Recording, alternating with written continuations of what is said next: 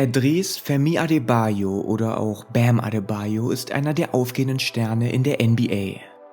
Der 22-Jährige spielt bisher eine fantastische Saison für Miami, passt perfekt in das System von Coach Spoelstra und hat sich zu einem der primären Two-Way-Bigs der Liga entwickelt.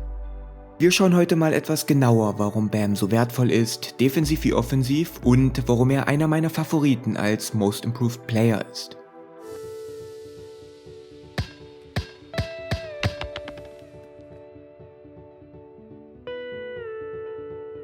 Adebayo konnte seinen Scoring-Schnitt fast verdoppeln, kletterte von 8,9 auf 16,2 Punkte pro Spiel. Er bekommt mehr Touches, mehr Usage, eine größere Rolle in der Heat-Offense. Bam ist ein großartiger vertikaler Spacer, brandgefährlicher Abroller und immer eine Lob-Gefahr. In dieser Dribble-Handoff-Szene gibt er den Ball ab und wittert sofort seine Chance. Während Bjelica beim Ballhändler bleiben muss, behält Joseph ein Auge auf Robinson, der schon wieder am Perimeter lauert. Bam sieht all diesen freien Raum vor ihm und attackiert diesen gnadenlos. Der Big Man trifft in dieser Saison besser am Rim, kommt auf starke 70%. Gebt euch einfach mal diesen unglaublich soften Touch. Er wurde komfortabler bei diesen kleinen Push-Shots, eine weitere Waffe in seinem immer vielseitiger werdenden offensiven Arsenal. Vor allem gegen Zone-Defenses ist das ein großer Vorteil.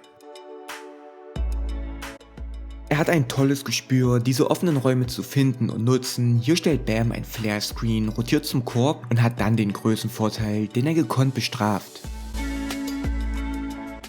Er macht da echt viel aus diesen schönen Plays und aus der Gravity seiner Kollegen, stellt wirkungsvolle Screens und cuttet immer wieder toll zum Korb. Hier auch geschmeidig und dann verwirrt er Hield, indem er zu Jones Jr. schaut, jedoch selber einfach finisht. Einen wirklich großen Sprung machte Bam aber bei seinem Face-Up-Game und beim Drive zum Korb. Das hat gleich mehrere Gründe. Adebayo ist physisch dominanter geworden, kräftiger, spielt mehr und mehr Bullyball. Hier pusht er niemand geringeren als Gobert zum Korb, bevor er komplett über ihn drüber dankt. Bam drivet gerne über rechts und drückt seine linke Schulter in den Körper des Defenders rein und das reicht oft schon. Dazu kommt, dass er sehr weit runtergehen kann, was es noch schwerer für den Verteidiger macht. Man beachte außerdem diesen großen Schritt hier. Bam ist ein wandelndes Mismatch, geht durch kleinere Gegenspieler quasi hindurch. Ähnliches gilt aber auch für langsamere Big Men.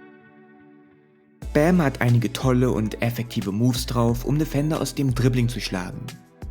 Hier liest er den vorderen Fuß von Double T, täuscht über links an, Thompson beißt an, Adebayo zieht vorbei. Ähnlich hier, wieder isoliert am Elbow, wieder der Fake, diesmal aber mit dem Schritt nach links, bevor er über die bevorzugte rechte Seite geht. Besonders gefährlich wird es, wenn er die Beine so weit auseinander bewegt. In dieser Szene täuscht er in dem Moment rechts an, indem er auch den linken Fuß in den Boden stampft und sein Gewicht drauf verlagert. Wieder die Schulter in den Defender und die einfachen Punkte. Bam macht es nicht gegen die elitären Defender, aber hat er Mismatches, die er mag, geht er konsequent und aggressiv zur Arbeit und erledigt den Job. Seine guten Ballhandling-Skills, die tolle Footwork und allgemein diese Mobilität und vor allem Agilität sind bemerkenswert für einen 6'9" Guy. Ich meine, schaut mal, in and out, between the legs, vollendet mit dem kleinen Runner. Hier stoppt er in der Transition ab, kleiner Schritt zur Seite, dann ein großer mit rechts vor dem Absprung. Und ja, dieser Eurostep sieht etwas unkonventionell aus, erfüllt aber durchaus seinen Zweck. Adebayo ist zu einem klügeren offensiven Spieler geworden, der Defenses zunehmend besser lesen kann und Fehler gerne sofort bestraft. So wie hier, wo alle nur auf die Weakside-Action achten und Bam einfach durch die Mitte geht mit dem schnellen ersten Schritt und dann mehreren großen. Während er in der Vergangenheit bei Handoffs zu 99% den Ball abgab, trifft er immer mehr eigenständigere Entscheidungen und hat dazu auch die entsprechenden offensiven Freiheiten. Hier sind beide Defender so auf Robinson fokussiert, dass Bam den freien Platz in der Mitte sofort attackiert. Shoutout an dieser Stelle auch an das tolle Spacing der Heat. Das gleiche hier, er realisiert, dass der Defender den Schritt raus zu Robinson macht, 3 Schritte später dann der krachende Dank. Shooting ist und bleibt die Lücke in seinem offensiven Repertoire, er zeigt winzig kleine Ansätze aus der Mitteldistanz, wird ermutigt, diesen Wurf mit mehr Selbstvertrauen zu nehmen, vor allem wenn Defender extrem weit absinken. Hier wieder ein Beispiel gegen eine Zone Defense, die man schlagen kann mit einem Big, der solche Würfe nimmt und trifft. Es wird aber noch ein sehr weiter Weg, bis wir konstant Pull-Up-Jumper aus dem Dribbling sehen, Ansätze sind aber da. Das Scoring, die Screens, die Dunks, alles schön und gut, der Grund warum Bam aber immer häufiger zum Mittelpunkt der Half-Court-Offense wird, Plays einleitet und dirigiert, ist aber ein anderer. Und zwar handelt es sich dabei um sein Playmaking und Passing. In meinem Duncan Robinson Video ging es schon unter anderem darum, wie Bam immer wieder mit seinen Dribble Handoff Actions für den Shooter auflegt, mit klugen Pässen gefolgt von harten Blocks. Hier rollt er ab und da haben wir ein tolles Beispiel für vertikale Gravity, Harrell bleibt weg vom Driver. Bam bekommt immer häufiger den Ball, steht still und soll dann den richtigen Pass spielen. Meistens läuft Miami dann ein Play abseits des Balles, so wie hier den angetäuschten Downscreen für Butler, den dieser aber slippt.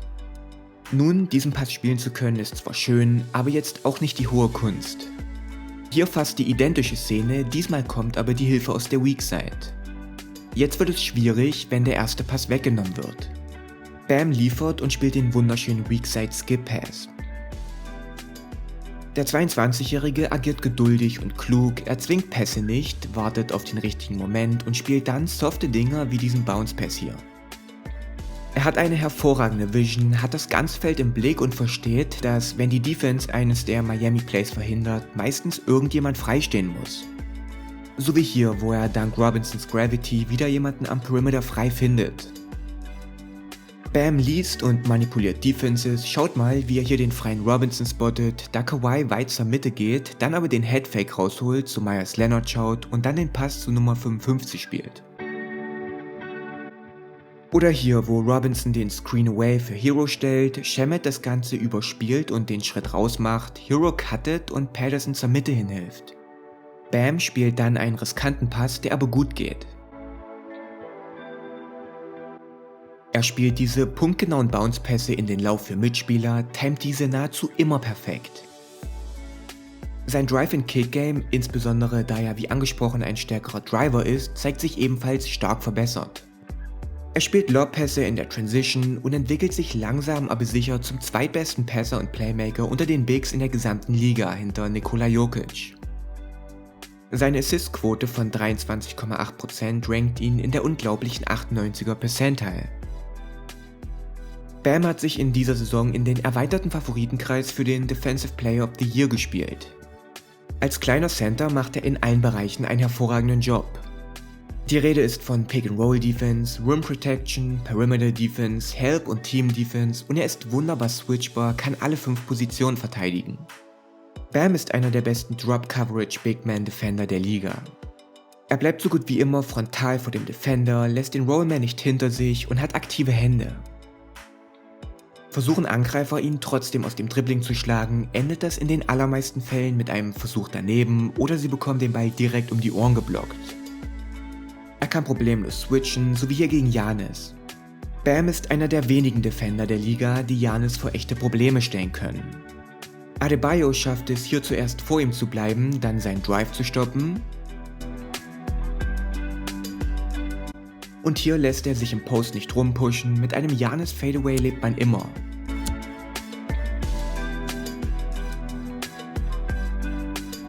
Hier sieht Towns mit dem Rücken zum Korb überhaupt kein Land gegen den Heat Center, das gleiche gilt hier für Paul Millsap. Kleinere, schnellere Defender riechen oft ein Mismatch, wenn ein Big Man zu ihnen switcht. Anthony Davis, Maxi Kleber oder eben auch Bam Adebayo sind aber keine Mismatches für Guards, das lernten einige von ihnen in dieser Saison auf die harte Tour. Und ähnlich wie auch Anthony Davis kann Adebayo defensiv unglaublich viel Raum gut machen, ist ein elitärer Gap- und Team-Defender, der mehr als nur seinen Bereich verteidigt. Da hilft die Fähigkeit, Top-Closeout zu laufen, so kann er regelmäßig zur Mitte hin helfen und kann in Sekundenschnelle wieder draußen bei seinem Matchup sein. Hier resultiert diese Gap-Defense, dass er quasi die Lücke schließt, gefolgt vom Closeout in einem langen, ineffizienten Dreier.